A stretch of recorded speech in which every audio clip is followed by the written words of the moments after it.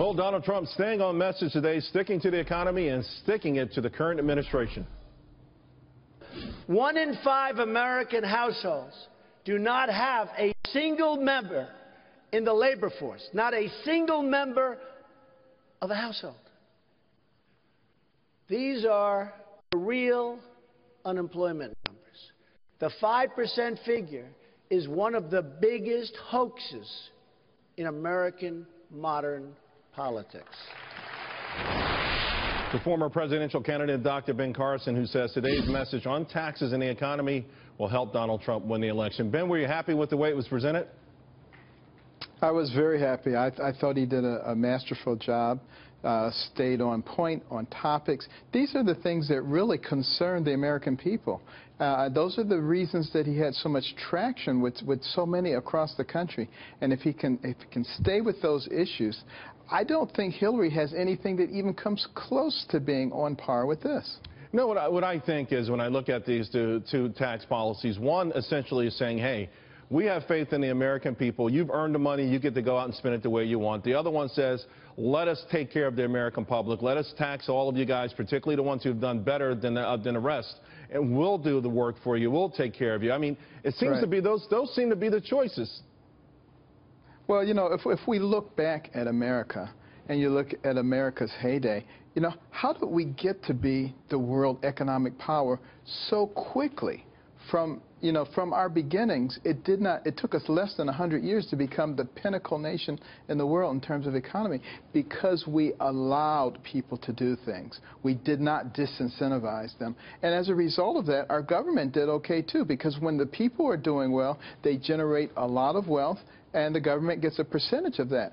That's a model that works extremely well. It doesn't work so well with socialism, where you spend everything you can get until you run out of other people's money. Yeah, there's no doubt. I mean, we call it supply-side economics. It worked wonders for Ronald Reagan. And yet, you know, of course, the left, Bernie Sanders, was tweeting around this time saying that this is just huge tax breaks for the rich. And I think that's what it always boils down to.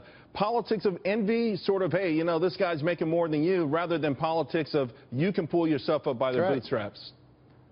Right. Well, just remember, Saul Alinsky said you must always keep class warfare on the front burner because you're always going to have more poor people than rich people. And if you can create that resentment, you will create a voter base. So that's why they do it. They know better, of course. They know that if you can get rid of all the rich people, and what will everybody else do? Sit around and sing Kumbaya? Because there won't be anything to do. There won't be any sports. There won't be any television. There won't be anything. I don't know if they want to get rid of them. They just want them to work for free, I guess. Of course, we all want to be rich, difference. Right? We all want to be rich.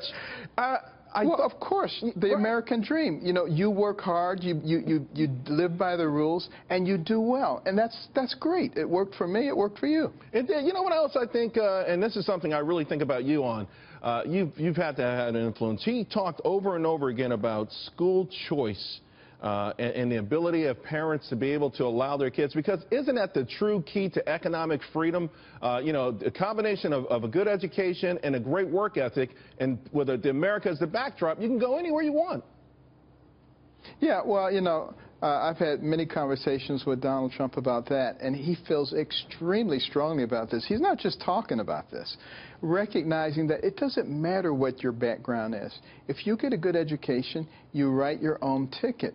And that's why it was emphasized so strongly by the founders of this nation, who also said if we ever become uneducated and uninformed, we're going to change it to something else because we'll be easy to manipulate. Well-educated and informed people are very hard to manipulate. He was talking about, you know, the 5% unemployment rate.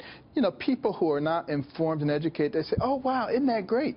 Because they don't even understand the labor force participation rate and what's really happening. Education strongly enforced by the founding fathers, Donald Trump and you, Dr. Ben Carson. Really appreciate it. Thank you very much.